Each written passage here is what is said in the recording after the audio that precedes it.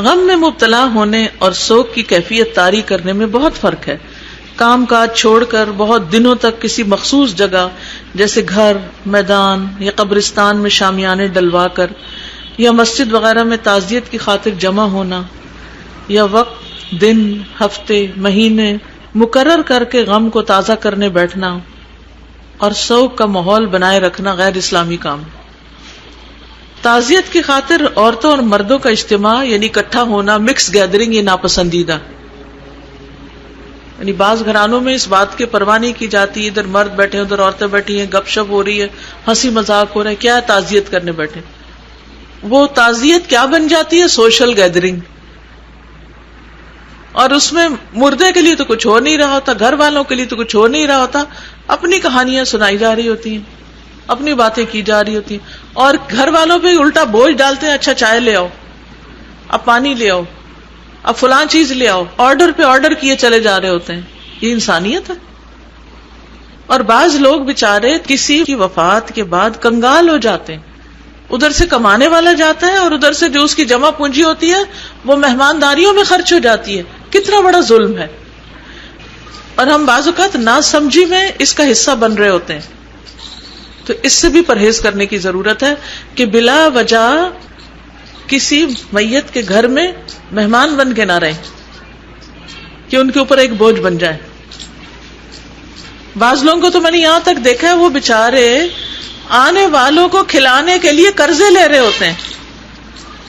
مجھے اچھی طرح یاد ہے کہ ہمارے نیبر میں کسی کی دادا کی وفات ہو. دادا، اچھا وہ بچی کا رشتہ طے تھا، تو انہوں نے اپنے بچی کی شادی کے لیے کچھ چیزیں بنا رکھی تھی، ابھی کچھ بنانی تھی، اور کچھ شادی کی ڈیٹ طے کی ہوئی تھی. اس سے پہلے دادا کی وفات ہو گئی. تو آپ یقین کریں جو کپڑے انہوں نے بچی کے لیے چھوٹے موٹے تیار کیے ہوئے تھے وہ اس رسم کے مطابق کہ جو تعزیت کے لیے آئے اس کو دوپٹہ دو، اس کو کپڑا دو، یہ بھی ہوتا ہے نا، رسم ہوتی ہے. آنے والوں کو کپڑے بھی دیے جاتے ہیں جو دوسرے شہروں سے آتے ہیں، وہ ان کو دے دیے. جو پیسے جمع کیے تھے، جو دیگ پکنی تھی بیٹی کی شادی کی، وہ پک گئی دادا کی وفات کی. وہ بھی ختم، وہ بھی ختم. جوان بچی گھر میں بیٹھی ہے، دادا کیا فوت ہوئے، سب کچھ ساتھ ہی چلا گیا. کیا یہ انسانیت ہے؟ کیا یہ معقول بات ہے؟ ہم کب تک ان رسموں کی بھینٹ چڑھتے رہیں گے؟ کب تک ہم اپنے اوپر اور دوسروں پر ظلم کرتے رہیں گے؟ کیا اس میں سے کوئی چیز قرآن و سنت سے ثابت؟ کیا ایسا کرنے سے ہمیں کوئی اجر و ثواب ملے گا؟ اس طرح کی چیزوں سے دوسروں کو بھی منع کرنا چاہیے، روکنا چاہیے. اور پھر اس بہانے سے وہ دادی کو میٹھے چاول پسند تھے تو میٹھے چاول پکنے چاہیے، ان کو فلاں فروٹ پسند تھا تو وہ خرید کے لاؤ، اس کو فلاں چیز پسند تھی تو وہ پیش کرو.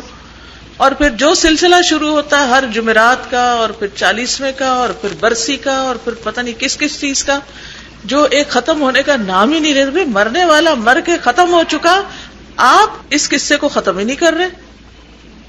کہیں تو اینڈ ہونا چاہیے نا.